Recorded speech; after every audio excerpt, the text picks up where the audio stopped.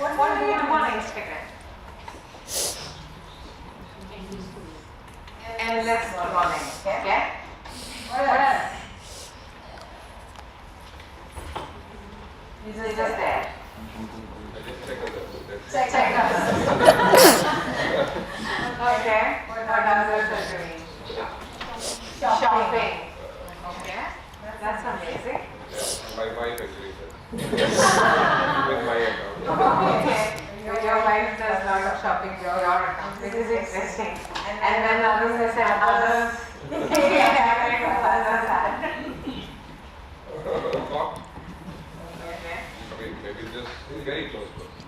Close people. Okay. Others? What is your experience of Instagram? How many hours you spend? And Facebook and LinkedIn, then it makes more. Otherwise, that's what Instagram. Less than Instagram. Okay. You're always online, right? Steady always. How many hours you spend in a day? 4 to 5 hours. Wow. I think just 1.5 hours. 1.5. On phone. On phone. WhatsApp, on phone, Instagram, as you said, all the channels. Okay. 4 to 5 hours in a day. Just imagine, and maybe 1 to 2 hours also. I mean, the range could be somewhere around 3 hours that you can average on the phone. The first is the moment you get up, what you do every day. Check your phones. Right? Check your phone. Then what is going on? And have I missed something? So that urgency to know something new is always there. So check on the phone. Then you're spending on another 4 hours a day on phone, on Instagram, on different channels. So When I was a scholar, by the way, I always used to check any acceptance is there or not. I remember during my PhD. In the morning, I submitted my revision now. By the way, the acceptance is there or not, and something of that sort. I'm very curious about it. exactly. I totally agree with you because if you are a researcher, you always want some submitted and then submitted, you want acceptance, and then because we get 4 manuscripts every day. So it's very interesting to see the usage pattern and the consumption pattern, right? Now with all that, do you really think that this is going to be the world of individuals? It's already the world which we are in, which we are discussing digital. I'm not mentioning that this personal world is not important, but just see the amount of time that you're investing on digital and the time you're investing in in-person conversations. What is higher at the moment? Digital, right? And do you think that this is going to be the future? Or this is already a future?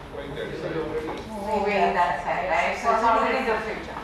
So the whole point is why we are discussing digital because we are already into digital world. I think we also connect with digitally first and then in person.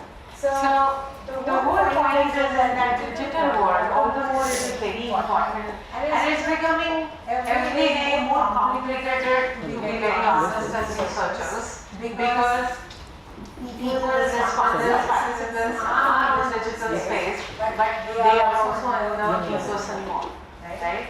So now my next question to you is that, do you really care about what you are in person, or do you really care about what you are on Instagram or Twitter or LinkedIn and all of that?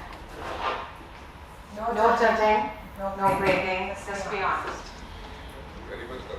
Very much concerned, right? So it's more about what you project yourself on all these channels, what sort of personas you want to reflect, rather than what you are in the physical world, so to say, with all your perspective. It's very important. Now, the whole idea is this is something which we predicted. I was working with late Professor George at Northwestern University in Chicago. And 10 years ago, we predicted that this is going to be the future, and we are heading towards that future already. We are into it because as a little boat on marketing business of the background, we are all into the space where we care about online personas, online identity, online presence of the individual, not so much in the physical world. Because this is something which is becoming very important worldwide, right? Given all that, given that we are in a tech-savvy world, do you think as researchers and scholars who are presenting papers, discussing about it, you're able to address all the questions that comes in your mind when you are shopping on Instagram, for instance, when when you are helping others to shop on Instagram and looking for something new which has happened because of lifestyle, right? So, do you think you are able to address everything which you see and that makes you curious? Do you think that you need something more in order to understand these research questions that are emerging in your mind while you are using those apps or on channels? Because it's very complicated words. It's not easy as it used to be 5 years ago, right? Because people who are on different channels are also different. People, most of the studies in India have reflected that in the patriarchal structure, when the women are not able to satisfy the social need in the physical space, they go online. We did one study with the women bikers group. This was in Delhi, NCR and all of that. And then the focus was women's freedom. Right? So the whole point is that it's equally important. And what is the context of developing is that this is where you need qualitative research to address the questions of why these people are online, why are they shopping, why are they on Instagram, what is the lifestyle and all of that, how and why not be addressed by quantitative research.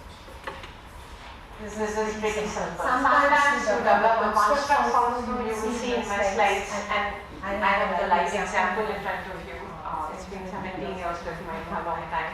But half of my life is spent there. And all my tables are coming from a country like India, so beautiful. Everything around us gives us theories and constructs that we have to develop a perspective around it. So that is something which is really important. And another thing that you note in Mumbai also is that there are the observations and there is something which we can actually think about. So the first thing was that I in Mumbai, the first thing is what? Interesting. Food. This is common in Amritsar as well. And local trends. Okay, mute. Bollywood, right? Bollywood has everything in it. Bollywood have leadership. Bollywood have, narratives, communication. It will give you lots of some marketing, operation. Anything you talk about Bollywood is something that you can actually develop a lot of theories. When you give movies, if you look about that, you will come to know there's something new that happened. Right? So the whole idea is first is of course I said Bollywood, second is of course food which is common, and of course the second thing which is very important in India is what? Which sport? Cricket. See? Cricket is another thing which people are interested in. Why not cricket? I mean there's so much which we can learn. The point I'm making is the new knowledge is not outside India, it is within around our vicinity. So that we have to look around and see, visualize, and then comprehend and conceptualize the way it needs to be done to meet up the global standards. That's it. Okay. So one is, as I said, cricket, Bollywood, and then you talk about, fashion, you talk about food. Food is something which is common across everything, right, that we talk about. Now, interestingly, when we did another study when I was at Northwestern only, and we did different segments of people across the globe, and we figured out that there are certain common things, especially in the case of men, which cuts across all the geographies, culture, social elements and everything. Can you guess what those areas would be? Religion,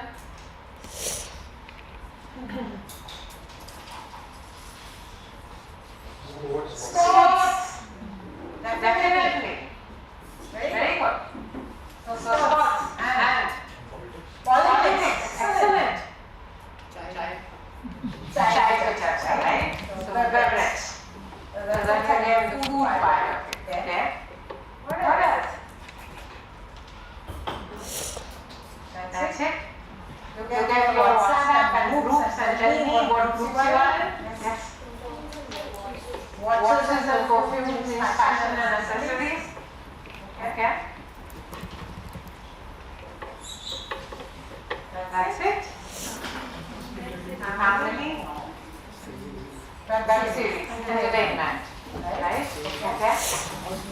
hospitality, serving the people. Travel is the first thing which also cuts across the gender because everybody wants to travel all over the world. Yes. Feel alert. Being alert. Feel. Like if there is an Amazon feel and some other. Say. Okay, say it. Okay, so you look for deals. This is very interesting, you know. Looking for deals. Okay. And also And reminded when product is very high price, so they can analyze how to get it. Okay. So basically, you made a very important point of anticipating the deals and then analyzing Analyzing the trends trends and then forecasting the deals, which is amazing. I think that is primarily driven. So that is great. Amazing. Very good. Then what else? Alcohol. Right? You talk about, you discuss about the lands, right? Now, there's a lot of discussions that's happening about it. And of course, this was the global study. So basically, you can dissect into 5 areas and do that. But we could not do it for women because the variance was so high. We could not make the clusters. I am discussing on that. All those areas, you don't have to do research on all those areas, but you pick up what excites you and make you curious. If politics is something which makes you curious in the middle of the night and you want to do something about it, please go ahead and do it. If sports and fitness is something which you want to go and talk about it, get into it. Why I am discussing this? Because this is called problematic research. This is called making your own portfolio to get into the space so that you're making contributions not only for yourself and your curiosity but even back to the entire scholarly world. So with that, we can start.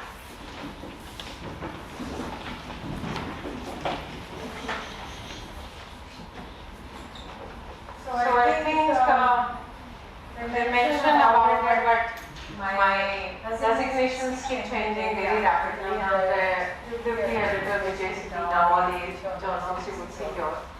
In psychology and marketing, JCM, Australian journal, and now senior AE with global marketing.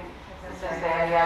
This one I want to highlight, which is again the vice chair of American Marketing Association, which is where we are supposed to highlight sustainability. Giving back to the society is not enough, giving back to the environment is something very important. Then besides that, of course, I am pretty much an observer for these lines. That's how we always get to know when we are in the country and outside as well. So that's where it is. And you can imagine the amount why I was discussing all that, because every day, if you work on an area, first thing now, you're making a editing side. If you work in an area which is not exciting to you at all, you will not do justice with your research. The moment you will not do justice with your research, there is no contribution and you get a reject. That's a reject. So, if enough contribution is not that I have done something from a country or a context, with all due respect to the countries, we don't care about it. It's not a fancy man. It's all about the new knowledge that you're developing. And I'm not teaching, but we develop the new knowledge within from this country. You will see in my slide, one of the concepts which is very interesting, which can only emerge from a country like India is we develop collective nostalgia. Now we all have our own concept, right? How many groups you have? 15, 20, more than that. How many active groups you have? When you have 4, 3, 2, right? So this is how you have your school groups. Everybody, college group. Right? So you always discuss what you used to do earlier and what you're doing now, right? So the channel has changed, but the discussions have not. This doesn't happen in the US, this doesn't happen in America. This doesn't happen in Europe because they don't care about, they just want to care about the cultures. So we develop individualistic nostalgia from the US, pastoral nostalgia from Europe, and collective nostalgia from India. beauty of this country. So that's the new knowledge that I'm talking about. Okay. Okay. So when we talk about theory and data and every time everybody is discussing about it, I don't want to get into all that. But first thing is that if you do a descriptive research, which is fine. For instance, a lot of my students, and I get a lot of people in India and outside as well, in different levels of faculty. So one of the group, they are actually trying to figure out what is happening. Have you seen this Control movie? No? You don't watch movies? Yes. 1, 2, 3. 4, 5. Great. So what was your experience with the movie? What is the message? Scary. Why? You always watch. So if even if you are just being like I'm speaking, so I have to check that my phone is recording or maybe you can react as because you are not safe. You're not saying you're always involved and people when they say that personal life is different and professional life is different, so social media life is different, there's nothing like that. You'll be watching different things, by different people, by different companies. Okay, this is scary. There's no privacy, this is called. And the whole point I'm telling you is that I'm not propagating technology wherever I go, but I'm always telling people be cautious. Control is a classic example. It says that if you give the control of your whole life to the technology, this is going to happen. Where you will be actually, where you will be actually being taken care by AI completely, AI will rule everything, and this is where the entire world is juggling. These are burning issues. Yes, I totally agree with you. AI is a system tool. You remember we started with the internet and digital and social media, now we're talking about AI. AI is nothing but a tool, use it as a tool. But with human auditing, the brain has to be used. And it's scary because my own studies have proven that there is a proxy system too, right? System 1, system 2 decision making theories. And then proxy system says that most of the people they don't use their mind. They use technology, social media, or they are their friends. If you want to buy something fashionable, you have fashion friends who will guide you. If you want to buy something technical, you have techno friends, but you don't use your mind. Which is scary. And AI has two parts. Technology has dual sorts. You have to be very careful by using the technology. The point I'm making is it's super complicated world. Okay. In this world, everything cannot be sorted by one particular methodology. If you do only quantitative research and some incremental mediators and moderators and nothing has happened in there, you're going to produce this, believe me, you get a return. I do it almost every day. If it is contextual studies. Okay, so you need new knowledge for that. We've just completed the global marketing partners in MITA. We did editors panel, I think there were 500 people from 2 countries. We were discussing about this only and we get a lot of questions about AI and new knowledge and all of that. We keep saying this new knowledge has to be emerged from the new construct. That construct can be developed from Nigeria, from India, from any part of the world. Okay? So the point coming back to that control is, which is that threshold under which you give that control to AI and where you come in? Nobody knows. That's the first thing that you have to do as a researcher is a descriptive study on it.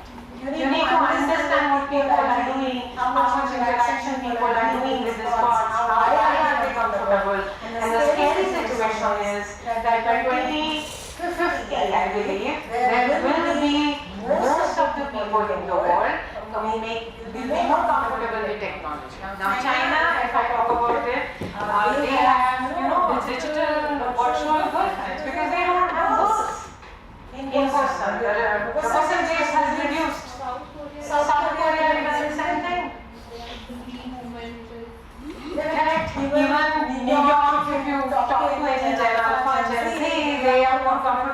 these people, now the point is, where is the society heading? Where is the human element, societal element with this technology? Why do we need them? And if we need them, are they replacing human?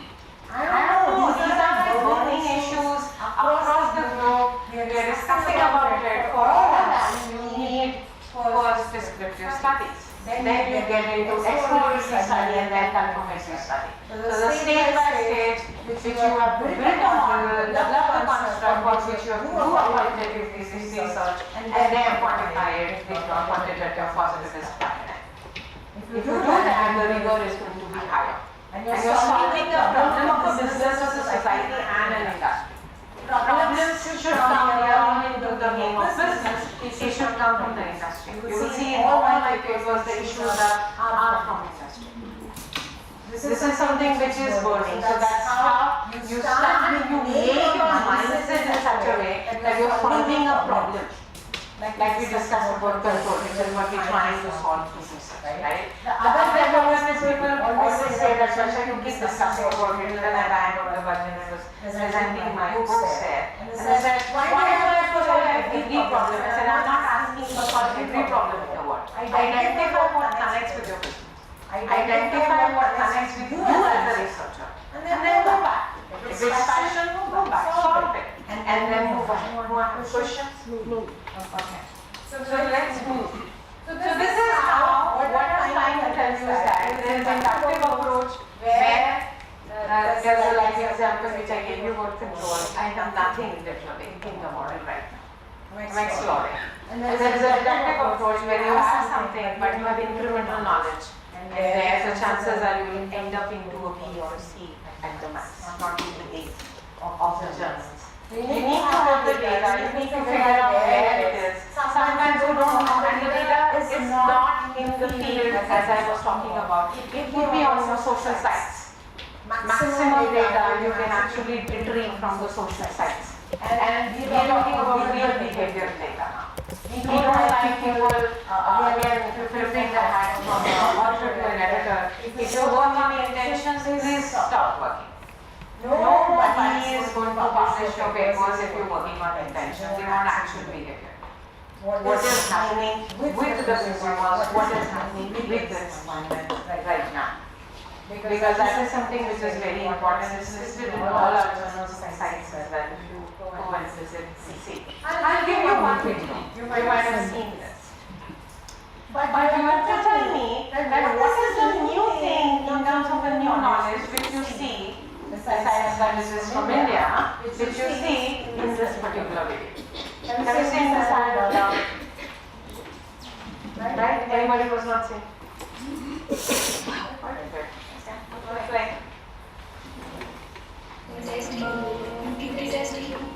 Stop the beauty test. So this was a short clip. Just wanted to give you the context. This is where the whole idea of beauty is essence. What is that doing? Breaking the pattern. Of Not focusing on beauty standards, but rather focusing on the class monitor. He's an excellent student. You can see that you can appreciate for what he is, not for what. she looks like. Yeah. Correct? Yeah. And these people are not, this starts at home. I have a conversation. So it's mostly the initial people who can. Initial means the conventionalist Chinese. So this is a societal transformation. Yeah. So it needs to be, but in these times also these conversations are happening, so it needs to stop. Correct. I agree totally. But the whole point is what is the concept that they are promoting. That has been doing that for the last 10 years. Starting from the inclusion. Breaking the stereotypical thinking of the human being about the beauty. Right? Which is again, if you are marketing, you are branding, your product will never know about the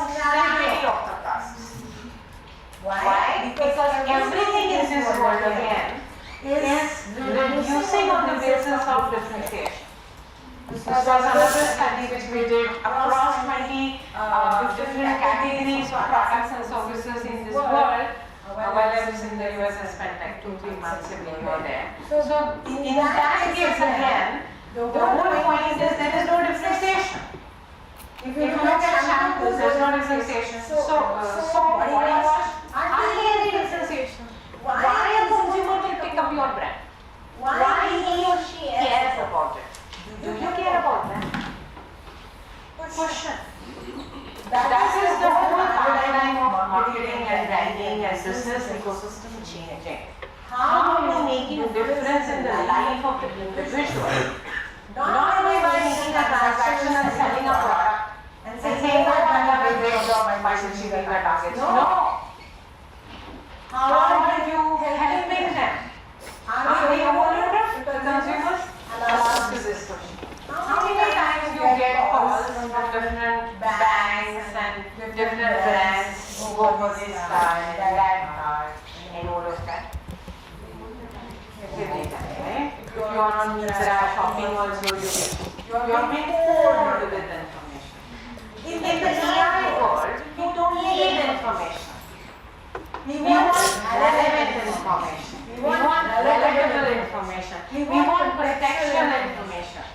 Right? Everything should not be poured. So it's a different world together. The brands and the companies do not have to come and give us more information. We're tired of them. Please go away. Right? But if you're making sense in that context where I am, then I'm listening to you. For that you use it. Which context you are in, what you are working on, and how you make sense. And which is what is meaningful marketing. Marketing that changes the world and the environment and makes sense to the individuals. Right? Suppose if you are hungry and you're looking for some food, then we should give you some options that aligns to your food preference and beverage preference, which is what we were discussing. If you are a vegetarian, they give you more information about chicken and other things. You won't like it. It's as simple as this. There's no recommendation system. In that one clip, I'm trying to tell you, you have to change the mindset under which you look at the campaigns, under which you look at the businesses as well. Okay? So here, there is no functionality. Okay, they did a study and we all know that 98% of women, they feel that they're not confident about their disease success in fact. And their first thing, especially for a country like India, is to break stereotypical thinking by 293% in the next 3 years. Is a target of that. They are not talking about sales, they are not talking about offline and bottom line. Just want to break this stereotypical dimension. This is dimension. Now what is this? Now if you want to do research, if you want to do this, how it is going to happen? It's a transformation in the society, right? It's not about the women, it's not about men, it's about everybody that is part of the society. Right? So then how will that happen? You address that with your surveys and experiments? You have to get involved. You have to sit with them and understand what they are going through, why they are going through. People like her. And it's very scary. She is just 16 or maybe 14. She has been conditioned with social pressure, which is not needed. Is that true only for India? No. This is happening in China as well, in Asian culture. If you go online, I can show you on the clip. If you go online, you will see a concept known as leftover women in China. People who do not get married after 30 years are tagged as leftovers. This isn't how this happening is, right? Now they go back and do all of that. Like in India also we have matrimonial places where you flaunt your materialism and everything. They also have it because Indian culture. So this executive brand for social care category came up in that market and said, let's cause this problem. They flipped the entire happiness of leftover women and made it as an empowered women. When they were displaying the pictures of the men and boys with their materialistic possessions, they flipped it with girls. And you will see that video. You will get tears in your eyes because the parents also realize, parents also have children, right? So they also realize how confident their daughters are. So who became the brand advocate? Daughters. Parents. Brand. What is the role of a brand? Catalyst. What is the concept that is emerging from all this? Purpose-driven branding. You do the branding and campaigning through the purpose and solve the problem of the society. Don't have everything what connects with your business proposition. This is a cultural revolution. Is this specific to India? No. Is that specific to China? No. Are you developing a new knowledge? Yes. Go ahead and do it. If that helps you to do that, that's positive research. Okay? So let's see. So basically this is what I was explaining about deductive and inductive, which is where you start, we have nothing literally, start with the data, we try to understand the pattern, which is what I was trying to make you understand through that clip, which we are trying to do. And then that purpose-driven branding, that's not the end because we developed the entire book and I co-authored that with David Tucker. It's there, Indian version of it. You will find Tatas, Adanis, Birlas, everybody in that because everybody is using it at the level at which it is needed in this country. So that is something which is again a inductive approach, which is what I was saying. This is a classic example of inductive and deductive both because this emerged from our own experience. Stress. How much stress this companies gives us? Services. How many times tell me you have to call a telecom company to fix the issue? At least in a week. Once?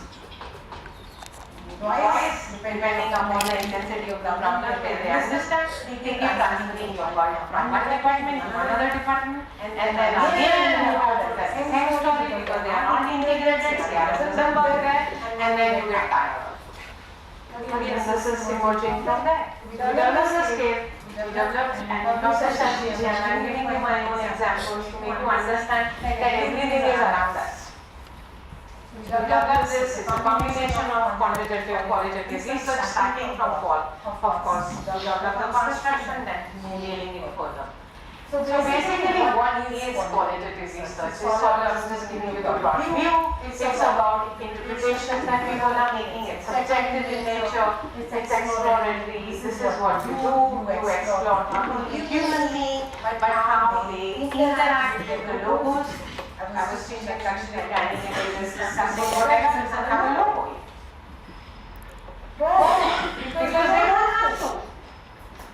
The interpretations of high net worth individuals standing in Amritsar and all this part of Delhi where it is so important to have big logos, right? Whether it is Tommy or it is Gucci, Louis Vuitton, everything has to be big. Everything has to be big. But if you have a brand like Bottega, it doesn't have a logo.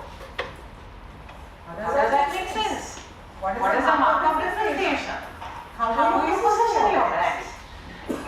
This questions have to be answered by qualitative research.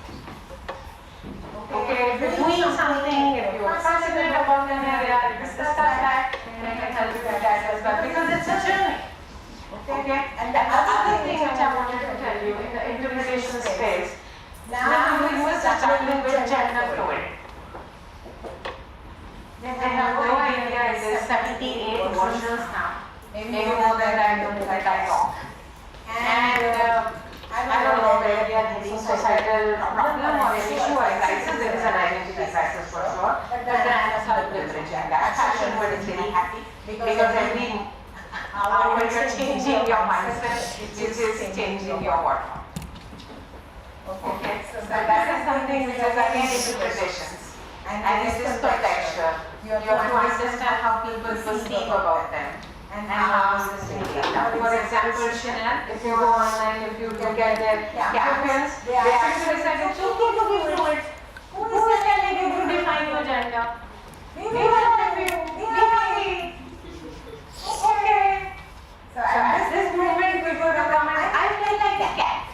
I feel like a dog. Okay. After that, I don't know. Is that good? I don't know. Is that bad? Is that a business proposition? Yes. Fashion world is making money. But that. So the point I'm raising is there are a lot of interpretation perspectives that you can provide to a core problem. Is that specific to America? No, it is coming in Europe also. It will come in India very soon. Trickle-down effect. It's already there. So this is where you do research. This is another version of my paper, again of all papers and combinations. So this is what I was talking about, and all students love it because proxy system, why do most of my ChatGPT? Yes, online, everything, and then make interpretations, make decisions.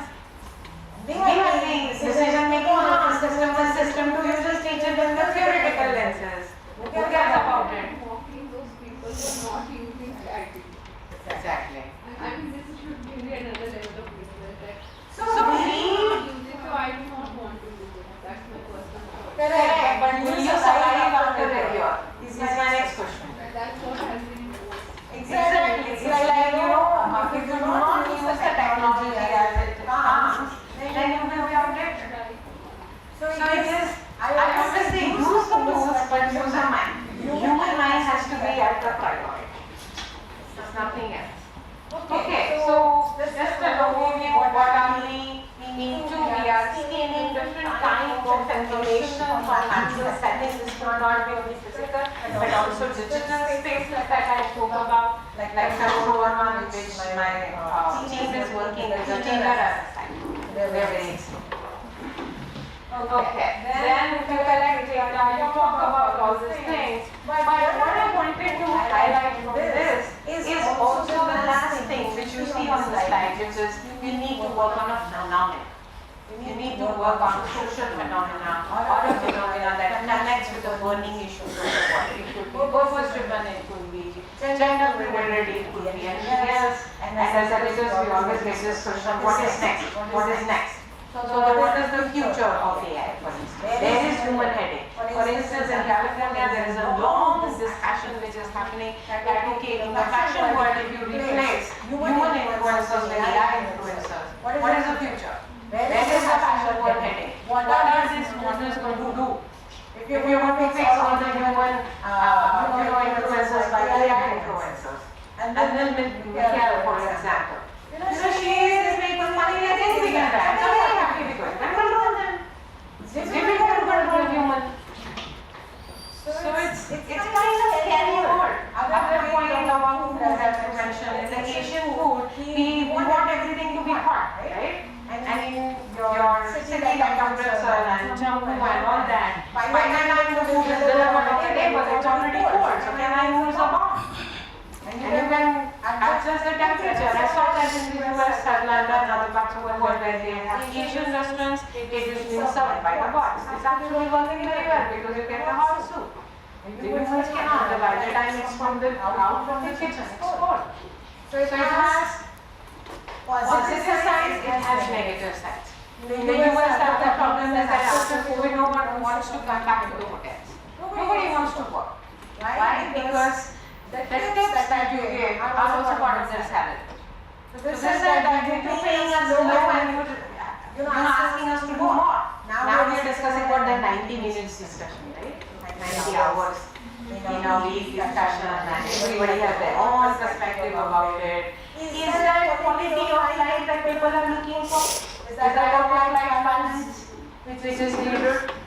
I don't know, Europe is a very different type of work-life balance. America is a very different type of work-life balance. They never do one type of job. They are scattered into 4, 5, 6 times of other things that they are doing. They could be a producer, they could be, a hair designer, a yoga practitioner, and a media journalist, and all of that. I've seen that doing that by one person. They decide one particular day, they decide the time zone, and they bifurcate the work. So it depends upon the culture, but the whole point I'm making is that's a social phenomenon, which has been interpreted by different set of people and how they is laid down by different channels. So this is another research which I did with Russell.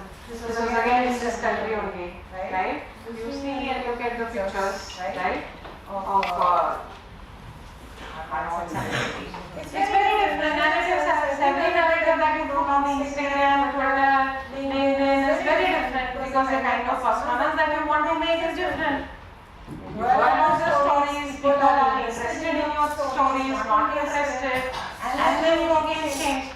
So the whole point is that after this we did a research study on our concepts, identity, where you create those experiences in metaverse while having the avatar that you want. And second, a business proposition for the brands and the companies to come in, because I can get like $5 of Gucci back and put it on my metaverse, but I can't get $5 in the real world. I don't care about the real world. So what is that avatar self doing? Is that true? Is this not true? Then again, when Russell was doing a keynote at the conference, he mentioned about psychological positions. And psychological positions are not from the real world now. They are from the digital world. Because you get so much attached with meta world and the kind of different digital interventions that you have, that you psychologically get possessed and attached with those type of materialism. Materialism is not about the cars and the houses that we live in. Is that a social phenomenon? Yes. See, this is how it needs to be done and change your mindset. So in digital world, what is happening? In digital world, the kind of experiences that people have has to be studied. Believe me, all the studies that we do in this country also is talking about the outcome variable and a dependent variable, which is experience. We talk about white marketing, we talk about movement marketing. Nobody cares about what is happening after and before. Okay. So are you giving me memories now? You are able to give me memorable experiences now? I am happy. If you are not able to give me, I don't care about your brand. Which is what I think Maldives are doing. The classic example what Modi did, the Lakshadweep and Maldives. Impact of the influencer as well as social media. Right? So the whole point is that how do you connect those experiences and co-create through the channel characteristics also. Why I am saying channel characteristics? Because if you go on Instagram, Reel is different from stories, stories are different from posts, and what characteristics which you see on those channels and bifurcations are very different. Leverage that and then use it in order to provide a seamless experience. Whether you use a bot or you use AI, honestly I am telling you, consumers don't care. What they care about is this is the issue that I am having, what is the solution that you are providing, whether the solution is provided by the human or AI, they don't care. But it has to be solved within that time frame. So for that, we developed a framework which is known as SERA, which is Solutions Information Value Access. How quickly you are providing the solutions, okay? How quickly you are providing relatable information, how much value do you add to that consumer, and how quickly you get the access, that's it. Nothing else matters in this world. And I'm not talking about India, I'm talking about the entire world which people are talking about. It's all about the experiential economy. It's going to be the service economy in the future. Do not tax the products, do not tax the attributes in the business. And I quote even Mr. Gaurav Adani, because he recently mentioned that the AI world, no matter what businesses you are in, textile or infrastructure or whatever, he clearly mentioned if you do not use AI, you will run out of business. Because it's all about cost. Okay, so this is something which again has to be researched on. This was an AI banking paper again from this country. What we figured out is that if you use AI, but if you do not use the human intervention, then that is going to fail in these markets. Complete automation doesn't work. Complete automation only works in European and American markets because they are very technologically savvy. So how to use AI, when to use AI, how to use human is a big question in a country like India for different sectors. So why are we discussing about qualitative research? Because they answer your questions, which is how and why. My research philosophy is very simple and people keep asking about it and I keep telling this to them, which is, okay, I'll ask you this question. As a human being, as an individual, what makes you happy? Indian answer. What makes you happy? Food, My daughter. experience, daughter. Excellent. Yes. Real connections, traveling, peace, relationship. No longer they don't create stress. That's stress usually from my peace, but Peace, so you want relationship. Self-satisfaction. Self-satisfaction. But how? You know the different channels, what is it? With different channels. Okay. Music. Anything else? Sleep. Very important. Interactions. Connection. Anything else? Creative thoughts. Spirituality. Excellent. Art. Why we are discussing on that? Because to answer the question how and why for an area that makes you happy. Like for instance, the doctor parenting. So social phenomena. Another thing, I mean, if I visit a place, my child, somewhere I already visited in my childhood, I feel very happy. Like my school, Nostalgia. I like that. I feel very happy. Like this is if I'm going to Haridwar, what I spent time, memories. So leaving those memories again, something I like.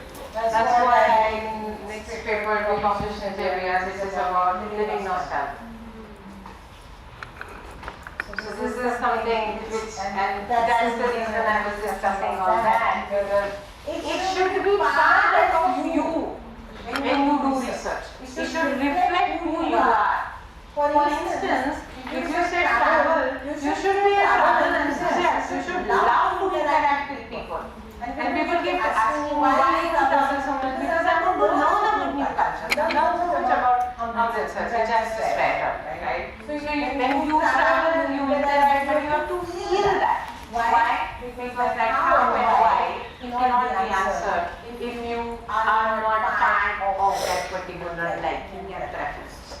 For instance, if you don't like food, like in my case, then I will not touch food research because I don't get it somehow. Okay? And another thing is that if there would be certain things which you do not like, don't touch them. For example, in my case, I don't touch non-tech things at all. It's not that everything is tech, but I don't get it. At least in the lens of marketing, because we're heading into marketing. The American Marketing Association clearly laid out their areas, and it's very stringent because you have to work into that vicinity only. Either it has to be tech, either it has to be sustainable, or it has to be related to the environment. Nothing else matters. So you decide what makes you happy. The reason I'm mentioning that is research should give you happy vibes. People come and tell me that it's so boring, especially my students. I'm so boring. There's nothing there. There's no name and fame. I said, you earn your name and fame. You work for it. So that's how they understand what it is all about. Okay? So you decide what makes you happy. So for example, in India we talk about wedding. Right? So I do a lot of work on wedding. Because people are happy. People can talk about their wedding for the whole night. I don't have no problem. Right? When I presented that in the US, they said, wow, this Indian wedding, we want to learn more about it. What are the rituals and everything? So you decide what makes you happy. And any questions, guys? No questions. So for qualitative research, Professor Yeah. Yes. Yes. can you just check? So I'm just asking Professor, like when I start publishing like in 13, Okay, yes.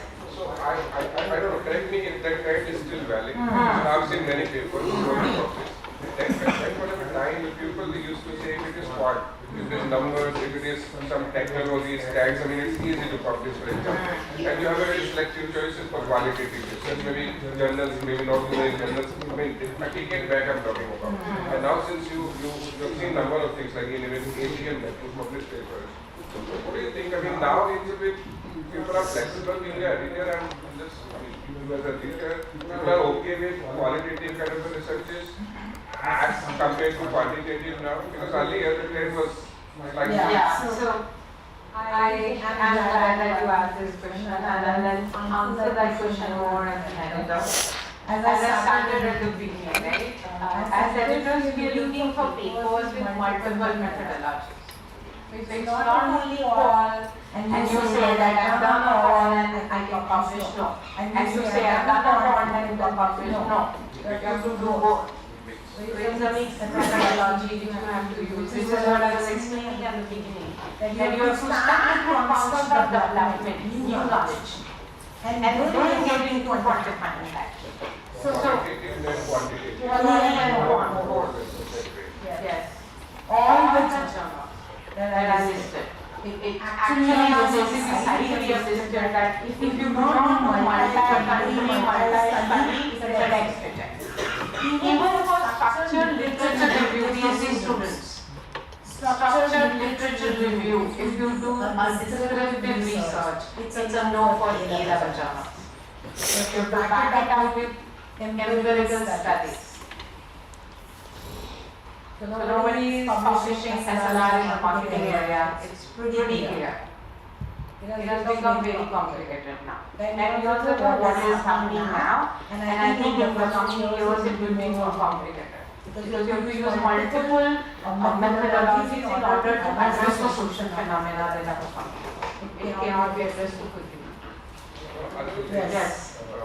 You see, I have a bad experience about it maybe. See, once, suppose we start with qualitative research and we develop a construct, and now that construct is something related to consumer behavior in multiple service settings, for example, hospitality, retail, banking. Is there any problem if, for example, we try to publish that construct, a similar construct or similar conceptual model, for example, in multiple settings?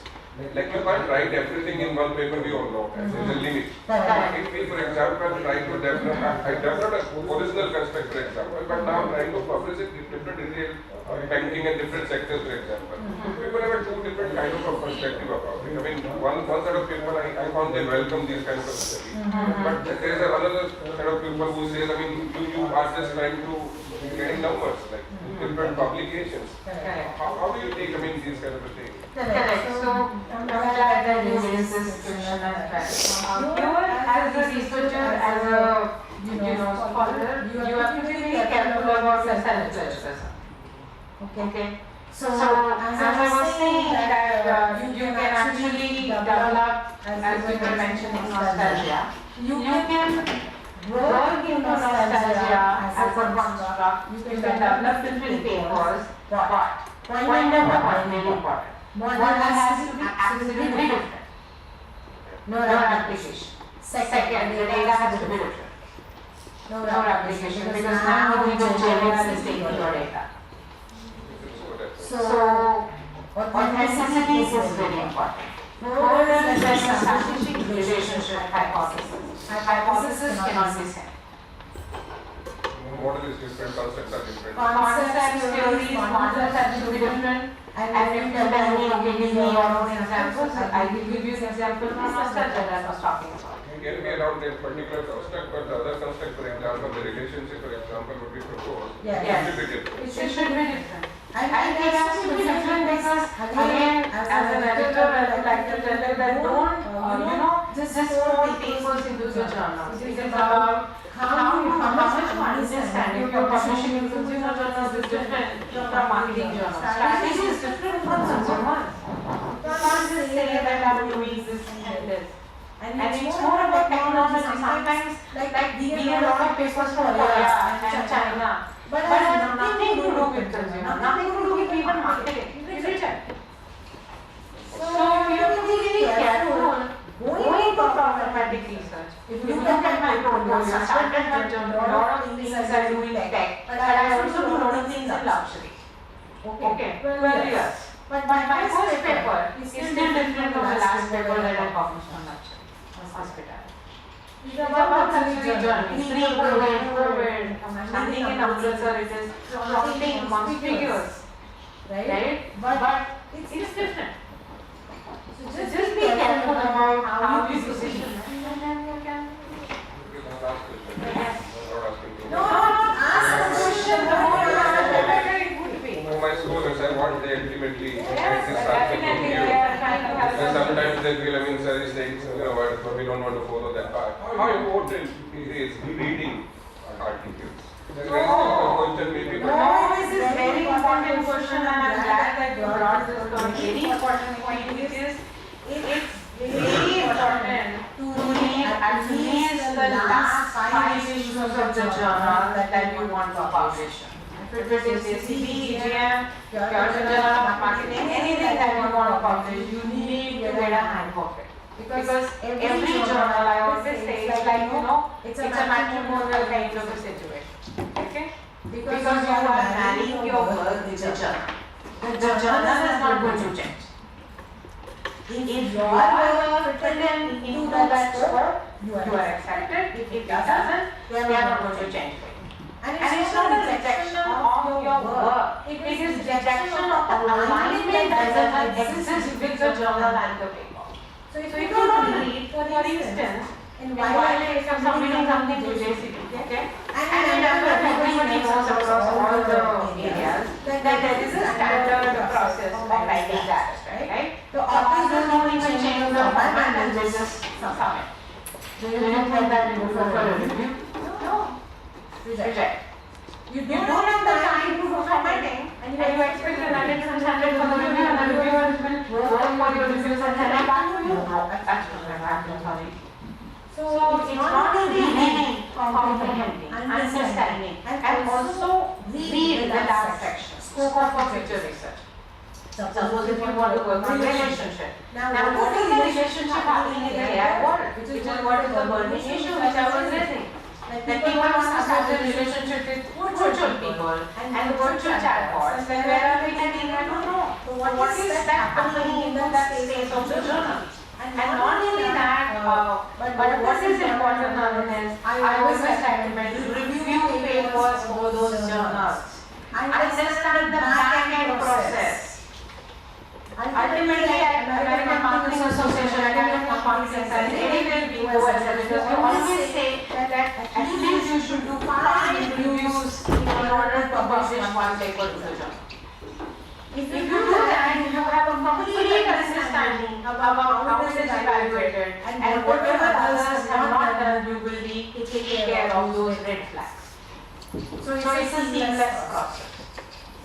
it is fair to have your students, by the way, for review process. So, I am going to tell you how it works is first and second year at least, ask them to do a conference review. And then as your conference is the third and the fourth year, when you're ready for, drafting the manuscript, you will be ready for the review process and you'll be very happy to do review workshops for the people all over the world. Because this is how you get into the process, this is how you get into ERPs, editor review board, associate editors. That's what is my journey all about.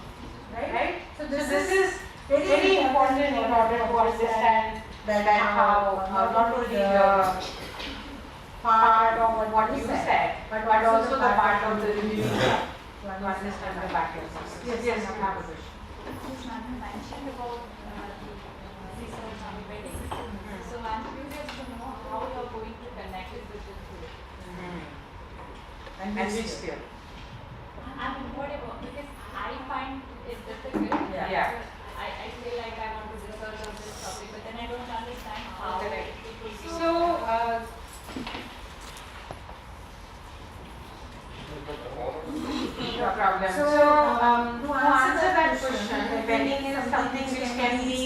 did all the disciplines in management IB.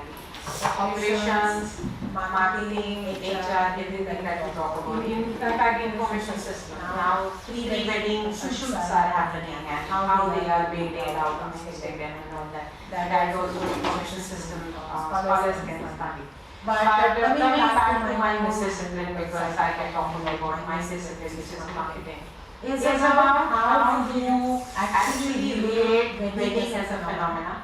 And then study that, this is what I teach in qualitative research phenomenology. And then you dissect all the elements which are connected to it, and then probably go back to sociology, connect it back to those theories. Then build around those relationships that you want to study. You can use theory of reason actions in order to understand how it is laid down. You can use theory of land behavior in order to understand how that phenomena is emerging or is evolving with the technology.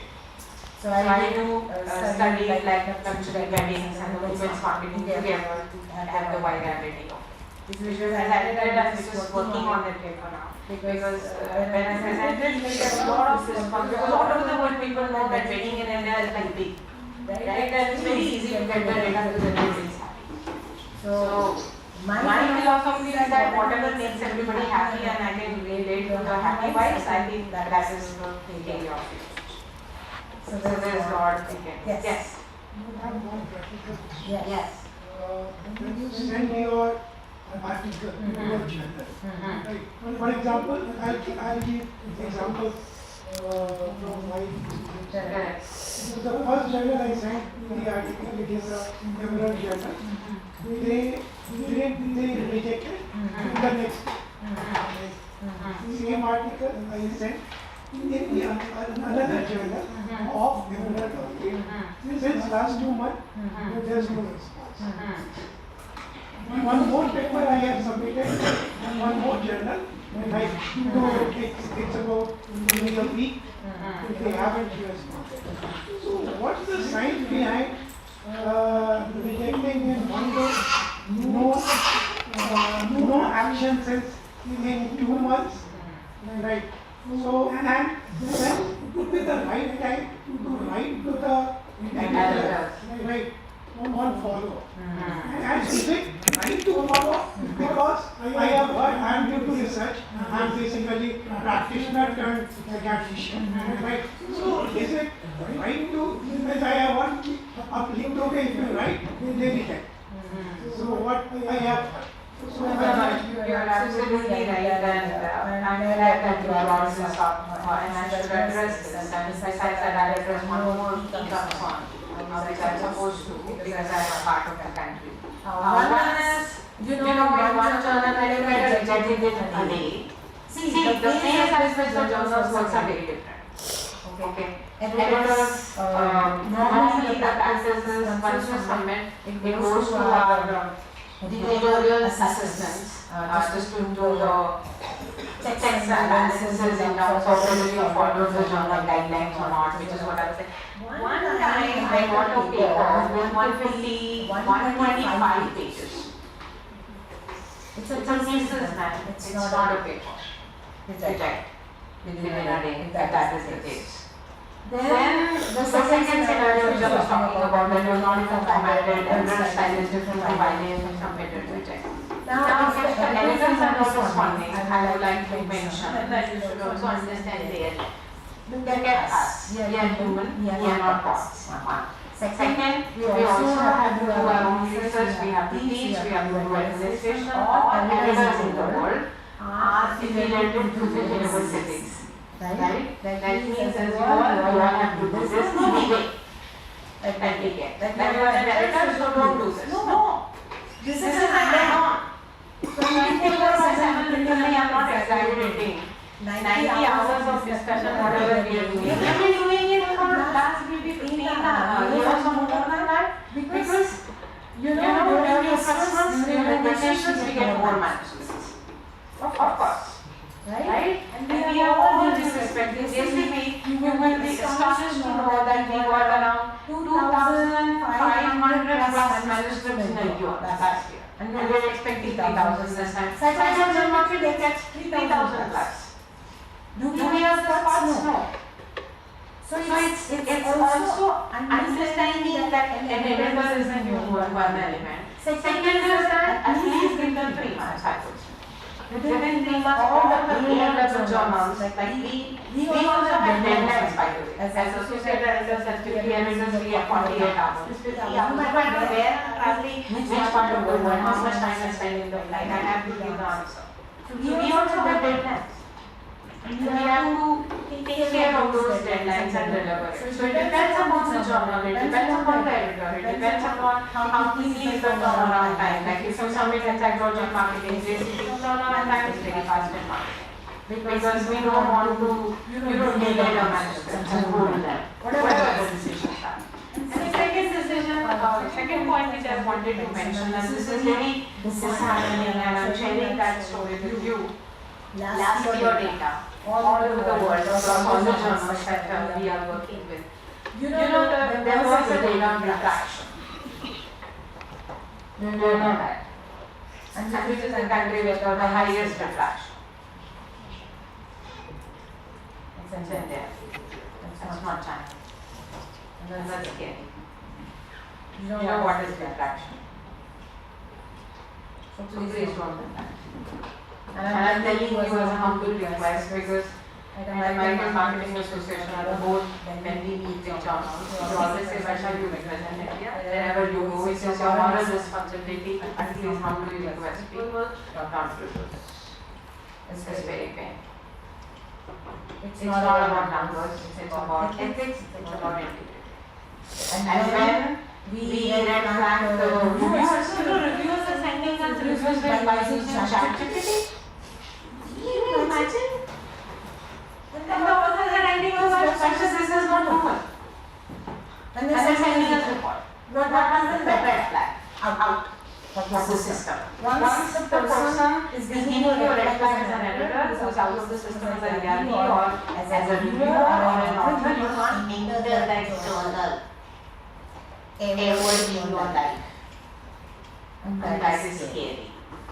And I'm not exaggerating. It applies to everybody. You don't do that. And we have a lot of examples in our own country, including the top business schools, and I don't want to name them. Don't do that. It's okay to write on paper in a book rather than behaving unethical.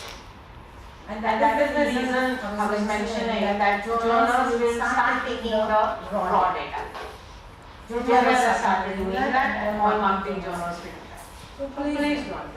It's very painful, When I hear anything about India, I feel very emotional. Like, what am I doing? Why am I not telling my own people to stop this kind of unethical behavior? So don't do that. Okay. I hope I answered your question. Any other? One question to this. Once you get rejected, for example, you are sent in A category. So normally there's advice sending a lower category. Right. Is it the right advice to take? Yes. So normally what happens is that this is more like an author advice to you. Is that we send it to A-star to get the reviews, maybe the paper may not be of that quality. But then when you submit it to A, you are actually having some pleasing experience because you already got the reviews. So that is always a better approach, and always aim in short. We aim for one these and then we end up having a whole life. It's the same thing. So I think that works. This is the paper which I was referring to, which is nostalgia. Which is where we develop a construct of collective nostalgia published in JVR, and which is what we discussed about the other meanings as well. Again, it is a combination of you will see, positivist paradigm and interpretive paradigm. It has to be like that. Then coming to why people are not doing it, because it's very time consuming. You have to be in the field every time, you have to be ensured that your diligent sample and generalizability is always a problem. But I always say generalizability is never a push for qualitative research. You do contextual studies. You don't do generalizable studies. For generalizability, you do quantitative research. So do that after this. And then of course we are talking about different participants who give you a lot of challenges, ethicality I spoke about. There is a lot of issues of privacy. So when you are online, when I'm talking about gender and ethnography and all of that, you have to be really careful because you have to take their permissions. This is very important. You can't use someone else's picture and put it on your channel. This is not ethical. If you are doing a study on food, for instance, you have an online food community or a fashion community, you have to take the permission from the admin that you will be part of it, no matter what study you are doing. But if you don't do that, that is something which is unethical. You have to submit those consent papers to the journal that you have taken the consent because they are privacy issues. Why a person can include and will share their own personal experiences with it. So this is something which you have to keep in mind, right? While you are discussing these sensitive areas. Okay, so this is another example which is again, people are talking about digital advertising engagement. We know about this engagement because we wanted to save money. Why is this study and from where it came industry? They said that my own student working in the industry said, especially when it's talking about engagement, we don't care about engagement, we care about this engagement because I'm losses. Why should I owe money when it is not helping me? So we did this paper, again a combination of quantitative studies and believe me, when we did this and we did operationalization of this construct, there was nothing. I had to go to media literature, advertising literature to pull out what is advertising disengagement, even sociology literature. Because there was nothing. Is that right? Yes. That is what we read by the journal. Some advertising is adopted. And we presented this to American practitioners as well in their forum. And they liked it because this is how it should be. And this is how qualitative research has. So what are the steps? This is lining up to you. And if you have questions, please do not hesitate because I think I'm not here to give you any kind of teaching. I'm just giving you an overview.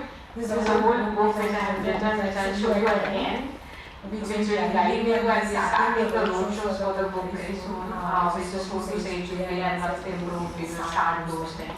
But the whole idea is again a journey, because your journey could be part of our journey which we are doing. So here we talk about, first of all, the idea has to be, very important, which you are talking about. Then you have to use different set of methods that triangulates the data, which is very important because somebody else will tell you some other story, somebody else will tell you another story, and then something else is going to happen. I'll tell you an example. I work on luxury, right? And in Amritsar you will understand it more. So, when I spoke to the consumers, they said, oh, we never go to the discounted stores. That's below our limits, no? How can you imagine? No, this is not. Okay. I have to accept, right? Then when I went to the managers, they told me, everybody wants to be discounted. Everybody buys, then I have to say, no matter how people buy. See, what level of triangulation. When I met their friends and peers and all like that. What is going on? Yeah, she always knows, but she never talks. It's very subtle. So what is this? Silent communication. Silent touch. So silent discounted period. So don't flash it out. Now the implication to business and marketing, as you say. Okay, great idea, but then how do I inculcate into research? Is that I ensure the implication of that study is published now. So we wrote that it has to be pretty subtle. It cannot be patched out. It should be known to only those people who are actually looking for it. But isn't it interesting? This is the triangulation. This is the credibility that you start. You spend more time in the field. Because, as a researcher, people do not give you honest thing in interviews. If you think interviews and having a conversation with people about travel is going to give you the data, no. Because participants have become very smart. They give you socially accepted answer. right? If I come and tell you which beverage you have, oh, it depends, you know. Okay. So depends. Beverage, part of the day, okay. Night, oh, maybe beer, okay. Which beer? Indian beer? No, I don't like Indian beer. Okay. And then what do you like? Maybe wine. Okay. From there, maybe California. Which kind? I don't remember. Okay.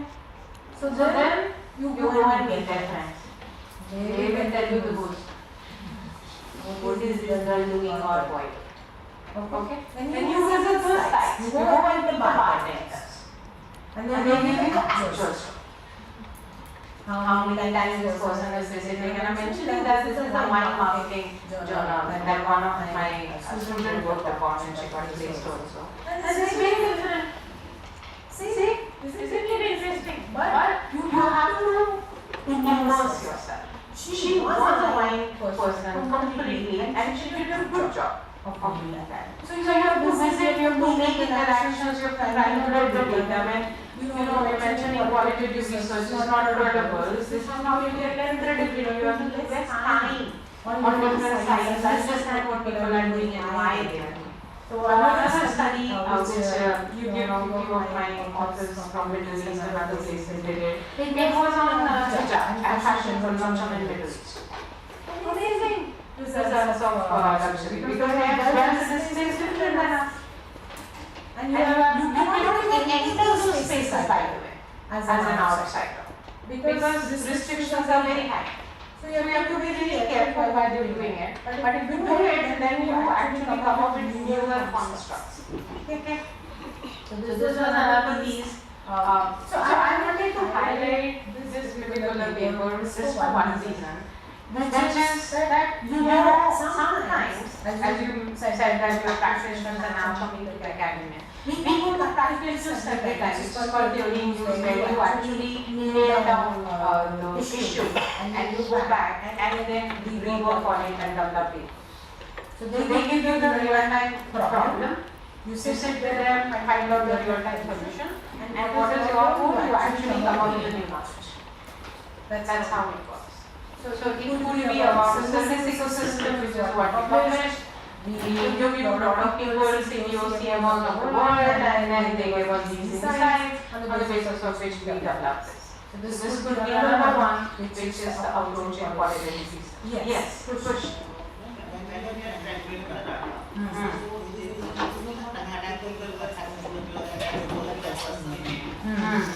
For example, I have technical science for the respondent, and then I'm taking the respondent for the students, and then for the partner. So I was proposing in being a condition for that particular person, and So this is what you have to understand the genesis of research. I'm glad that you asked this. So basically how research works. It's when you are entering into the site, whether it is an online site on an Instagram or an online food community group, or just entering into a physical site like this. You have to be very clear that you are doing an academic research, you're not sharing the data with brands, you're not sharing the data with companies, you're not sharing the data, you have to be very clear to everybody. First. Second is that you never disclose the name of the paper. We never, in any of my papers, you will not see the real name. I don't care about the real name. It doesn't matter whether it is Anita or maybe Pooja or someone else. It doesn't matter to me. What matters is the insight. So we are there studying the consumption pattern and the behavioral parts of the consumer. so it means we are talking in a general way. We are talking, I would say, but we are trying to understand the actual behavior of a person. Because the person is giving you socially accepted responses. So you want the actual behavior, you want the actual response, how people are behaving into different ways. Maybe how they post it on Instagram to their private groups. I don't know. So that is also one level under which, because this was one of the review comments which we got in our papers. that why, how do you manage the privacy and the ethicality? Again, leads to rejection. This is my editor because I do that. You You cannot cannot address address a a ward level level question question or or the frequency level question to for a qualitative research.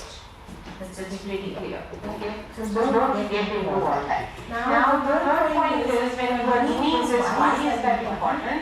Because through the contextual understanding you are developing new knowledge of the concept, which is going to be happening into other parts of the world as well. For example, when I'm talking about the India that I told you, is about collective nostalgia. So it's not only about India, but it's about the Asian culture. Right? So you contextualize the study, but you develop a concept from that context and provide it in knowledge, which you contribute. That's That's how how it it needs needs to to be be done. done. Otherwise, It is not going to work. Okay? yeah. Any more questions? Yes. I have two questions. Perfect. The first one is, so suppose I am with the journal and I am doing 4 revisions with the journal, only with the hope that my paper is getting better. And the 4th revision when I have submitted with a lot of hope that it will be accepted and waiting for my email inbox that acceptance will come. At that stage, how can the journal say it's a reject and if the paper does not fit into whatever body control is? Like holding up the child up and then putting it down after it's a roll up with a lot of it. This is my one question. That what went wrong at that stage that the journal would not be kind enough to give one more So this is one. And the second one is, even journals tell us to do a review. Many revisions and the word count increases because they want that. Reviewer 5 wants this, reviewer 3 wants this, so we go down. So and we have a word limit of encounters. So now, when my number of references increases, my word count in the paper decreases. So this is how you have to marry both references and the word count. So in those cases, when we do data method, etc. calculation, present the whole thing in one paper, taking care of the number of references. How would you suggest to have a comprehensive capsuled calendar ready paper? Excellent point. Okay. So, I really address your queries. So, one pattern is that how Journals are rejecting at the output, right?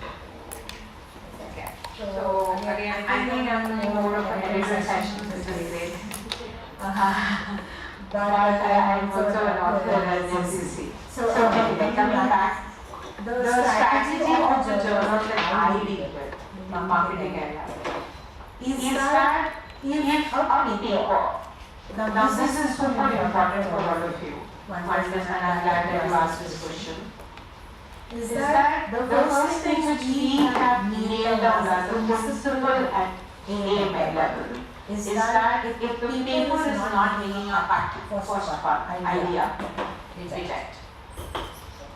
Text reject. Okay? Do we do that for all journals? Yes. Second, if you think that idea is good enough, it can be nurtured. And I always mentioned that we be happy to also accept the paper.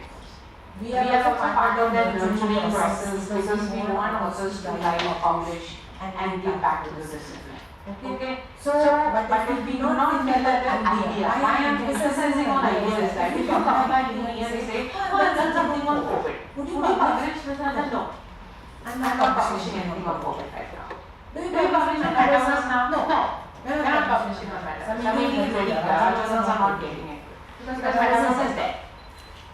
Now the paper that I just mentioned, you will say, how did you publish? I published that 4 months ago, and that work was started 3 years ago. Now it's there. So what is the bubble size in marketing 2 years with a technology? If you're able to publish something, the review at 2 years to arrange others will be simple straight. That's point number 1. Second is that when a paper touches at idea level, gets into the review stage, then we are also very conscious about our reviewers' time because we hardly get reviewers. So if it goes to the review, we make it very clear to the reviewers that please help the authors and give constructive feedback. Okay? So they will ask you to do certain things affect the river because I have to take care of my science code and impact factor as well. So they will take care of the river and all the lessons, methodology, analysis, everything. And then probably R2 is basically where you do the finishing part.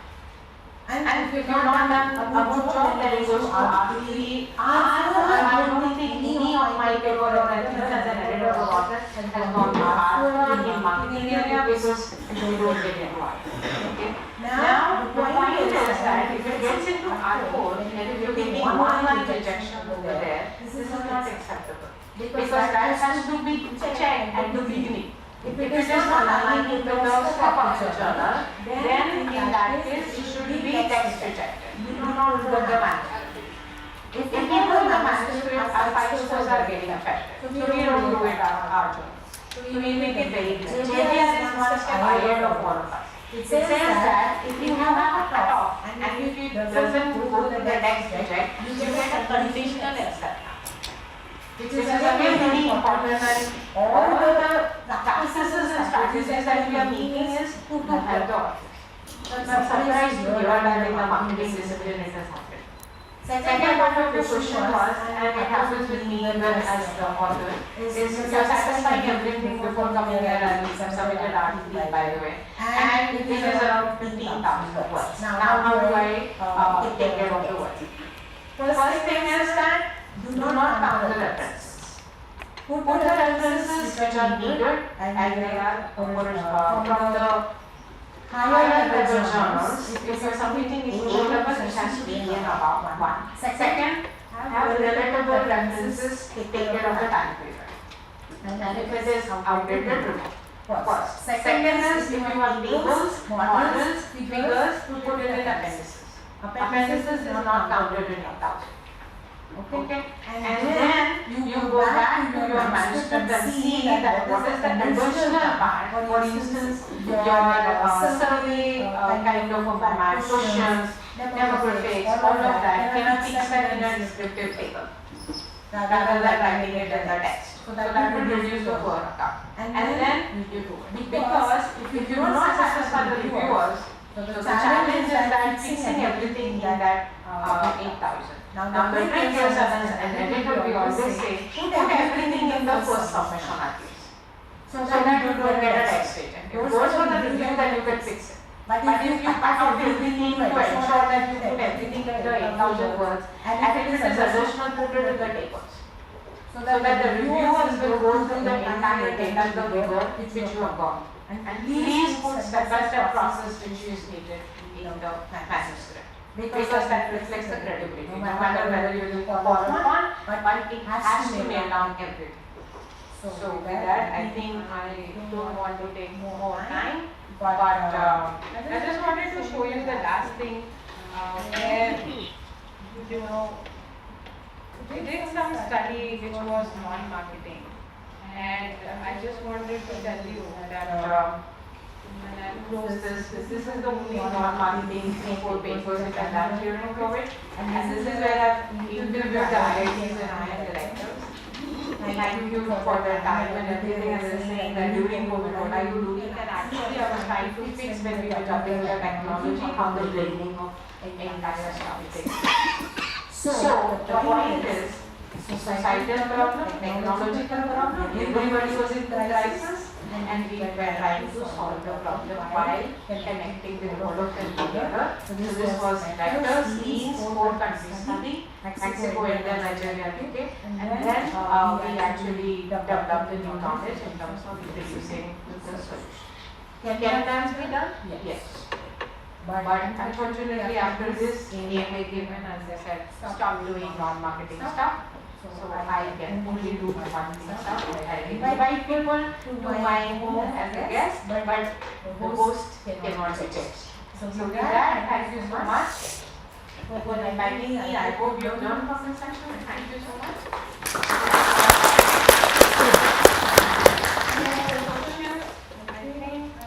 You can write to me and share on social media. Yeah, this is the thing which is very important and I wanted to show you. That book which you see, that's a qualitative research.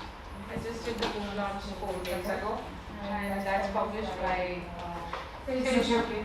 It's on Amazon, all the books. If you choose that for purpose, you can handling it. Leave it up.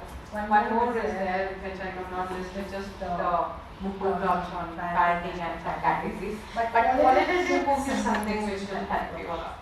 And that's all digital. Because see, don't do anything which is not digital. It starts from idea, conceptualization until management time. Everything in one book. Because I've been teaching this course for the last 15 years. There's nothing which has a comprehensive view, which encapsulates everything. So this is what we have done. So you can go through it there on Amazon. And then this is my email, and you can write if you want more issues and queries, then you can proceed. I'll be happy to do that. And of course I'm there on all social media, so you can approach me anytime you want. Thank you so much.